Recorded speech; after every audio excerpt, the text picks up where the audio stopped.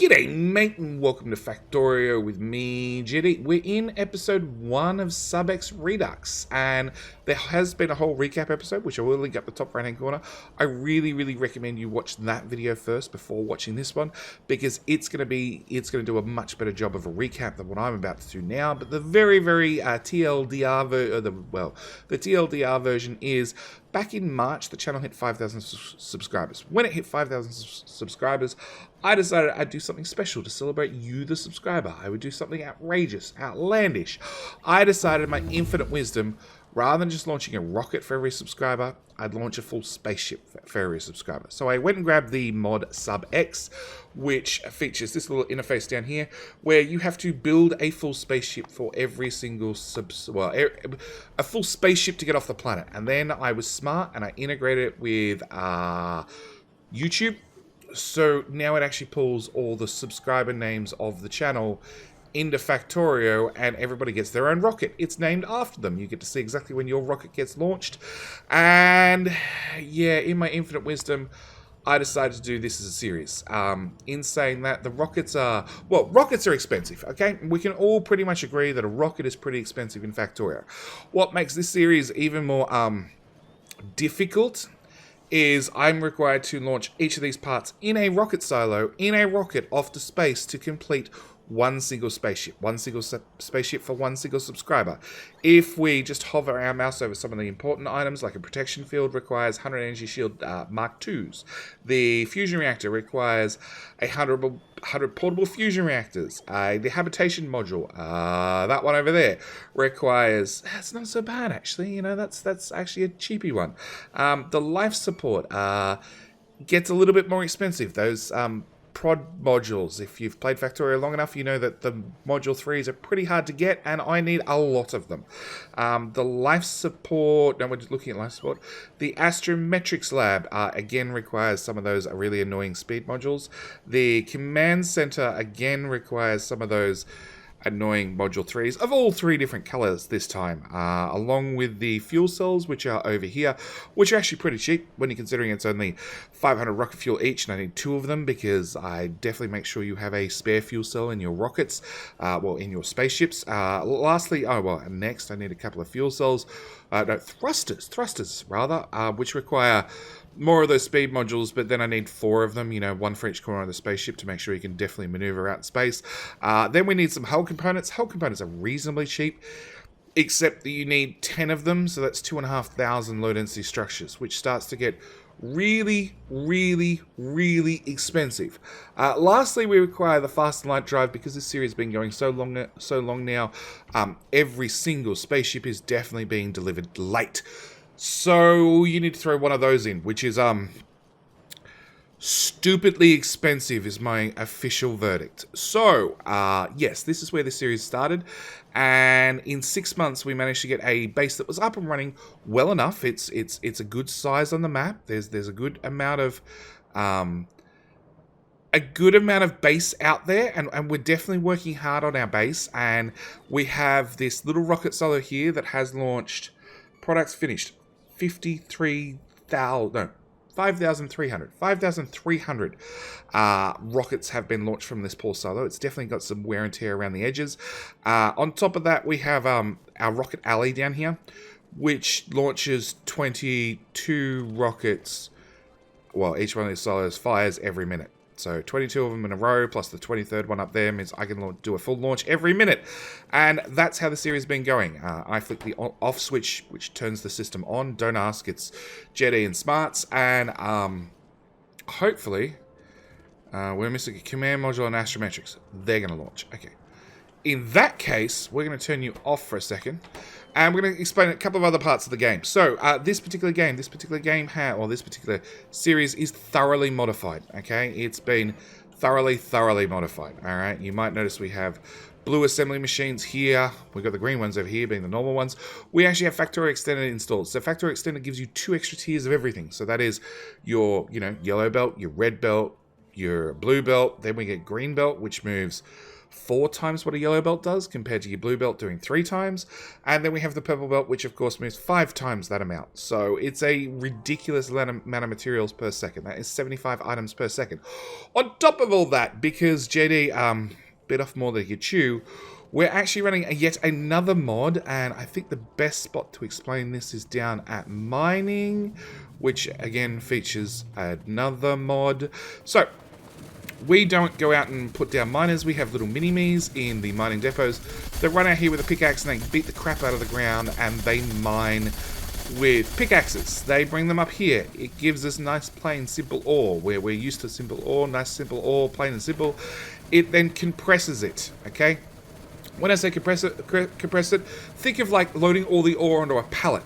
Once it goes onto a pallet, it's then 25 thick. We then take that iron ore that is now a stack of 25, and we smelt it as a stack of 25. It does mean that the smelter runs 1/25 the speed, because it takes 25 times as long to craft. It's just less crap got to move around the map.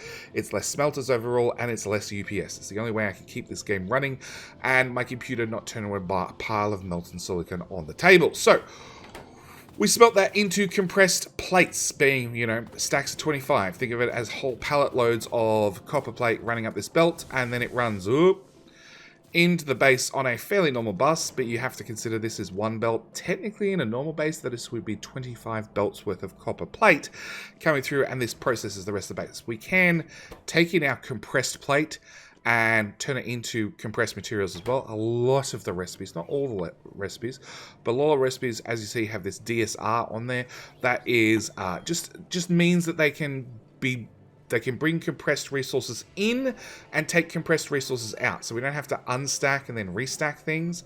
There you go. There's the copper plate right there, so we can take in 25 copper ore as a stack, being like a pallet load in, and then we can have 25 plate come out again, still stacked in a pallet size. So yes, we run that through our base and we turn it into all our basic materials. There are some things that we have to uncompress. So as you see, I have the compressed belt coming through here, being like the pallet load, and we have a couple of little stacking belt boxes which are then uncompressing it for me and turning into plain, simple, normal green circuits, which, okay, it turns out we might need a output pretty right. We might need just a few more. There are no good options. That's a good option. You slide down top. Yeah. We needed a little bit more green circuits uncompressed. Anyway, like I was saying, yes, this is how the base runs. The base runs at an insane rate. It does things at an insane level. And if we turn the off to the on switch and the on to the on switch, yep, we get Rocket Alley to fire up, and lots of rockets are going to start firing all at the same time.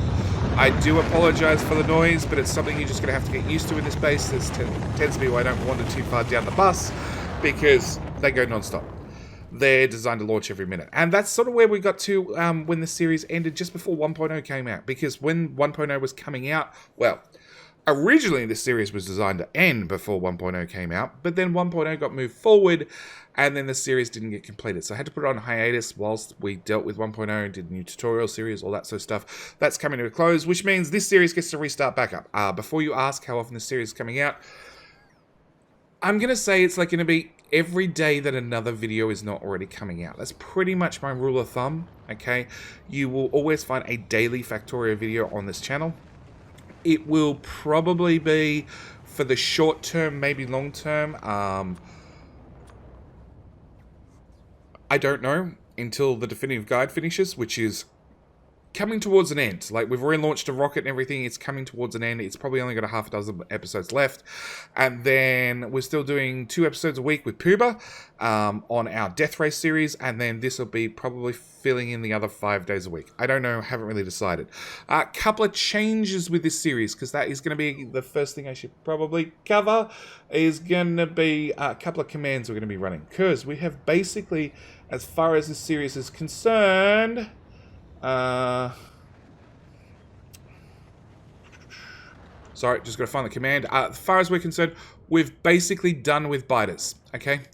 They're basically a nuisance at this stage. If we turn on the pollution, we can say, It's awfully thick, boys. And on top of that, basically, the only thing the biters are really doing at this stage is absorbing pollution to stop the map generating out further. But we do know right here there's a giant lake. Consequently, the pollution is going over the lake and wrapping out onto landmass and basically making my save file larger and larger and larger. So there are two things I need to do. One is to remove any excess bits of map that I don't need, which I will install a mod and do off-site at some stage. On top of that, I want to remove all the biters. So first thing we're going to do is run this command. This command will remove all my achievements. Bad luck. But it should get rid of all the biters. It should get rid of new biters being generated on the map. Okay? So I shouldn't have any new biters show up if I go out and explore. On top of that, I really wanted some biters on the map moving. Well, that didn't happen. Okay, on top of that, we're going to run this command, which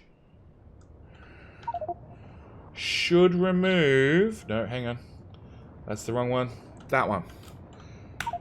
That should remove every single biter on the map. I shouldn't have any more issues, and the first thing we're going to do is do a bit of an explore with our machine gun artillery. And just to see if these spawners have gone away. I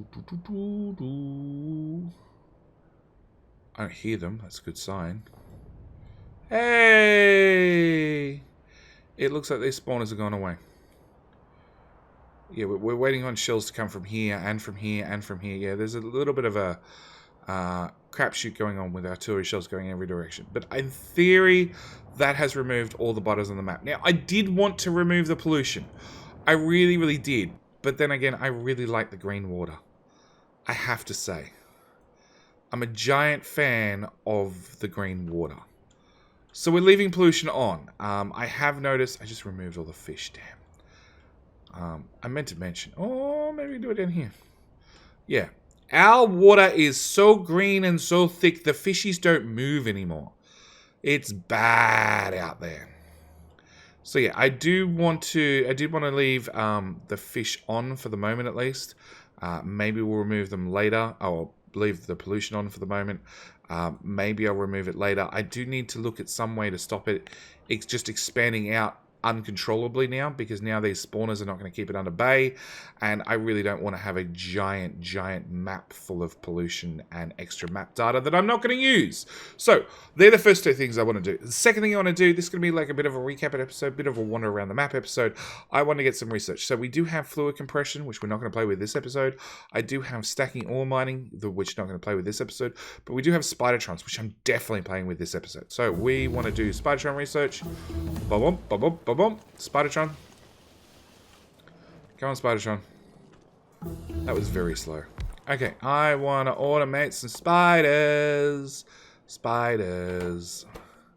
Request chest.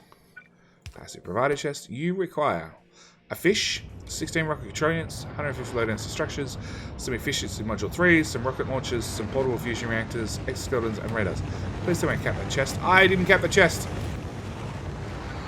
It's just a rocket or two.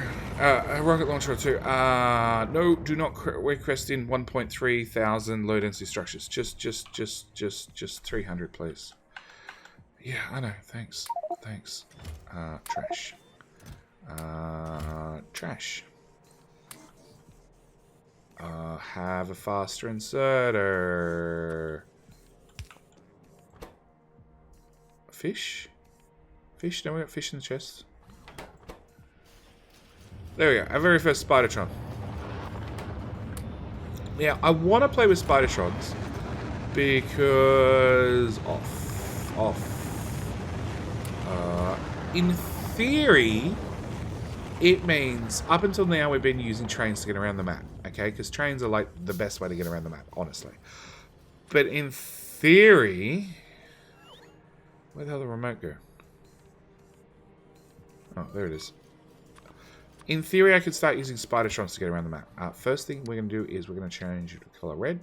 We're going to call you Construct Tron. Alright, and we're going to fill up your grid. I want to bring in logistics. I would definitely like some Mark II legs.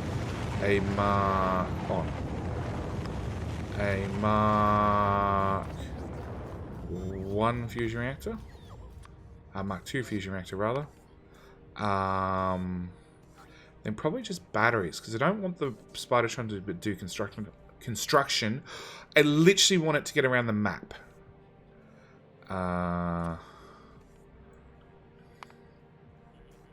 Okay, in here we're going to put fusion reactor, some high quality legs, some super high quality batteries, more legs,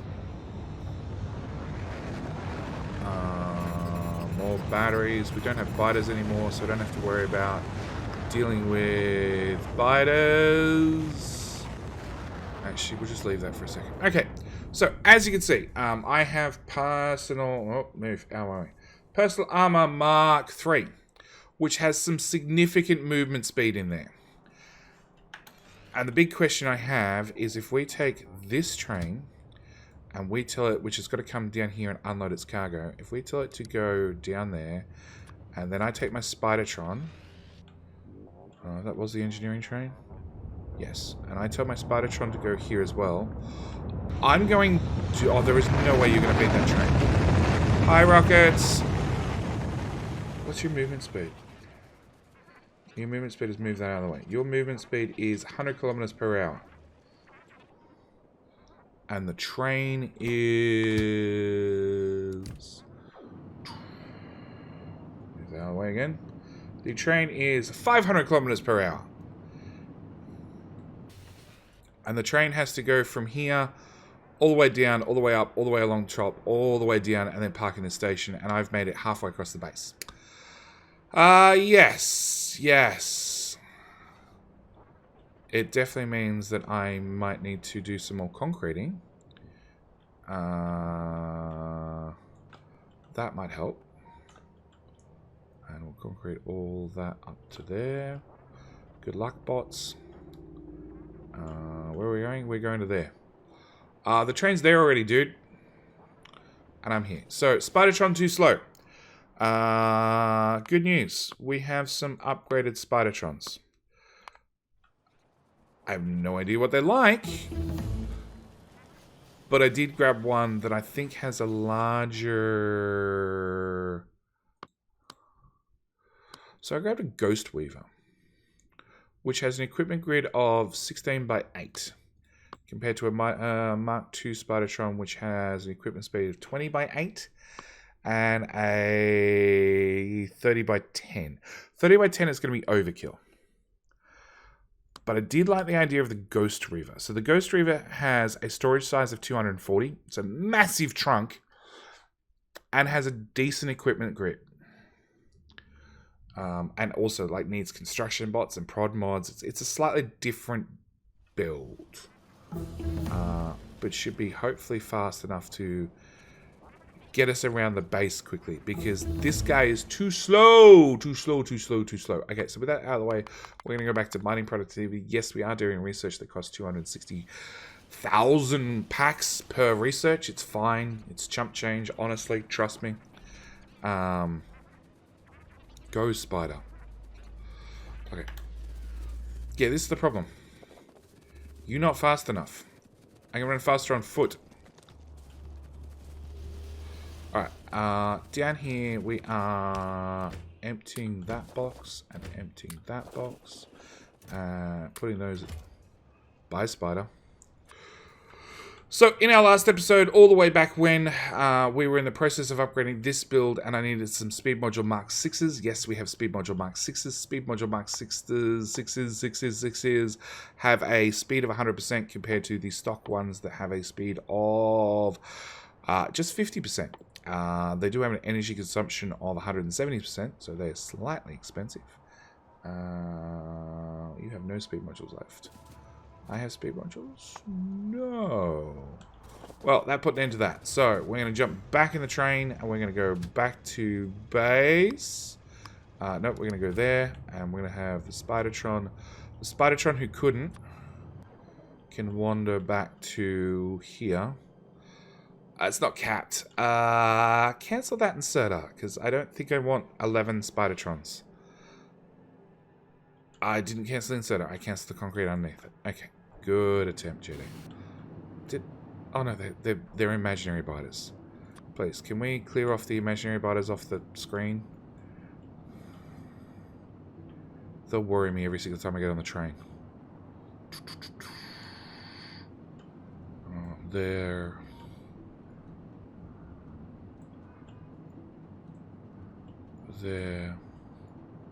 There.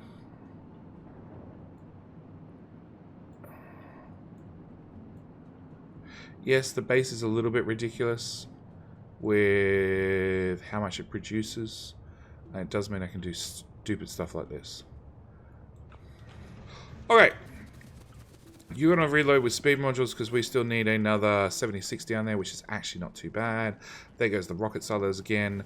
One thing I will apologize for, because I know a lot of people have been watching the series already.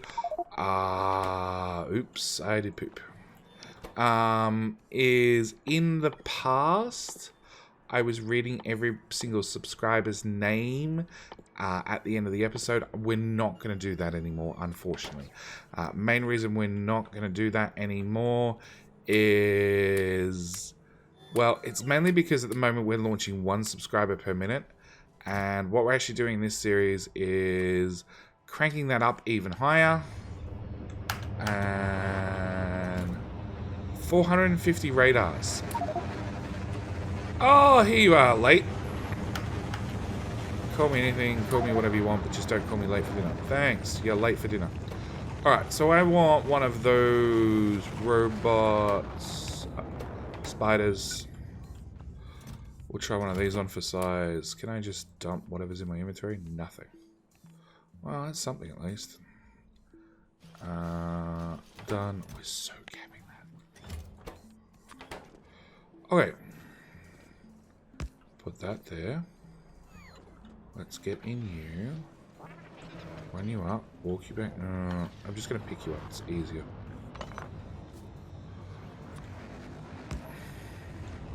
So slightly longer legs from looks of it. And slightly more spread out. But that is one hell of a trunk. And that is a decent sized grid. If I can't make you faster than the train with this size grid, I can put in legs top and bottom. Oh, we're so turning this on.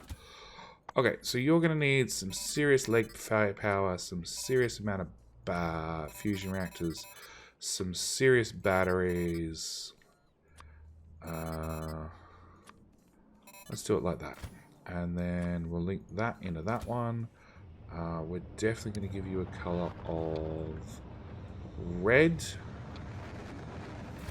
And he gets half red. I don't mind the half red. And we're going to make you... It's going to go full black, actually. Yeah, that's not too bad. Alright, and then we'll do a train race again. Yeah, you're ready to go. So you're going to go to there.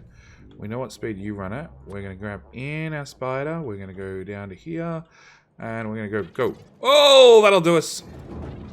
Movement speed of 170 kilometers an hour.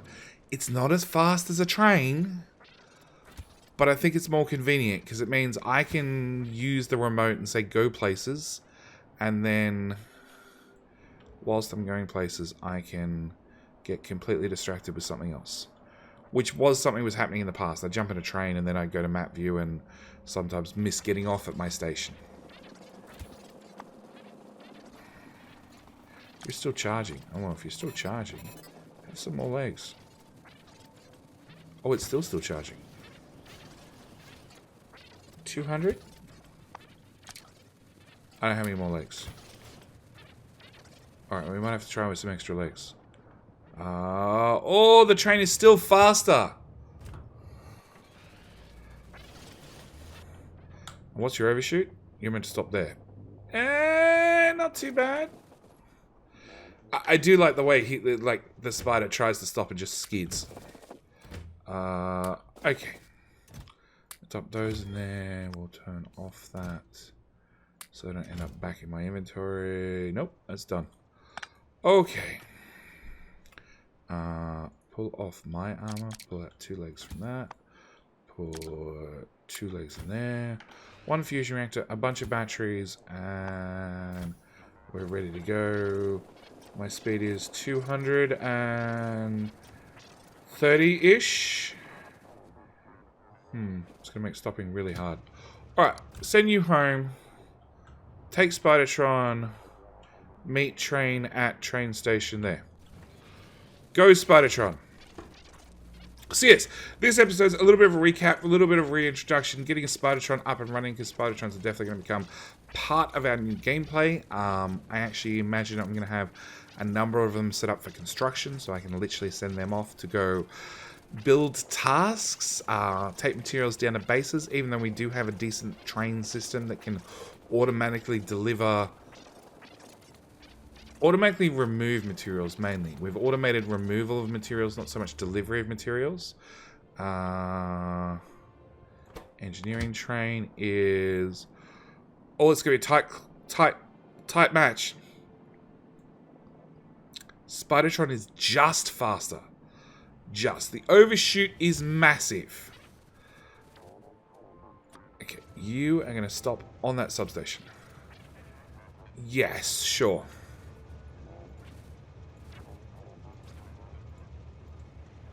Okay. Alright. So, yeah, a little bit of a reintroduction episode. Get the base back up and running. Get it ticking over. We are going to, over the next couple of episodes, do a number of things. Because you might have saw it really quickly. I did install, well, we had a couple of texts to do because I did install a couple of mods. Also means military science is officially dead now. Sort of feel bad ripping it up.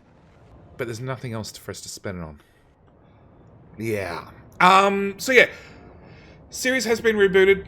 We're going to continue going on. We're up to 50,000 rockets launched and counting. We're up to 2,113 subscribers. I will still be putting all the subscribers' names down in the description. At the same time, I will do my absolute best at the end of every episode, do a bit of a scroll through here and make sure that every person's name has been has showed up at the screen, at least for a fraction of a second. At least then you can do a pause and see if your name popped up, as well as look down the description. Actually, there won't be in the description anymore because it turns out there's a maximum length to the description, and I sort of went over that. So you should find them in the first comment of the comment section. But yes, with all that, I'm going to end this episode here. Plan for next episode is going to be configuring some of the new mods, getting them up and running, and at the same time get out of the spider. Logistics are on because I still want to replace my 2 legs. Thank you. At the same time, the other thing that we need to do is... Good question, JD. What was it? Oh yes, I play with some of the new mods because I have some mod down here.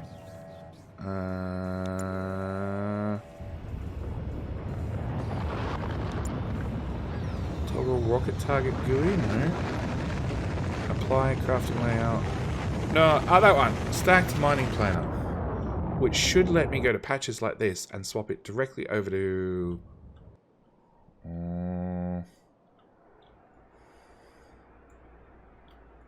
No idea, because it doesn't seem to work. Oh, that worked. Oh, my patches are so dense. Oh, there we go. Copper ore marked for stack mining. Hang on. Let's do an edge. So you can see this is normal copper ore. This is looks a lot worse copper ore because it's pre-stacked for me. So it means I should be able to take all my miners and start removing these things from them. Did I break? I think I broke. I think I broke these guys. Okay, so it means I should be able to remove all these stacking boxes. Nope, they're up and running. And just have the mini-me's dig out directly stacked ore, which should save me a bunch of things and a bunch of UPS. Anyway, with all that said, I'm going to end this episode here. Thank you guys so much for watching. Do hope you're enjoying. I will see you guys in, I'm going to say tomorrow's episode, but it might not necessarily be tomorrow. Anyway, I'm out. Thanks for watching. Bye.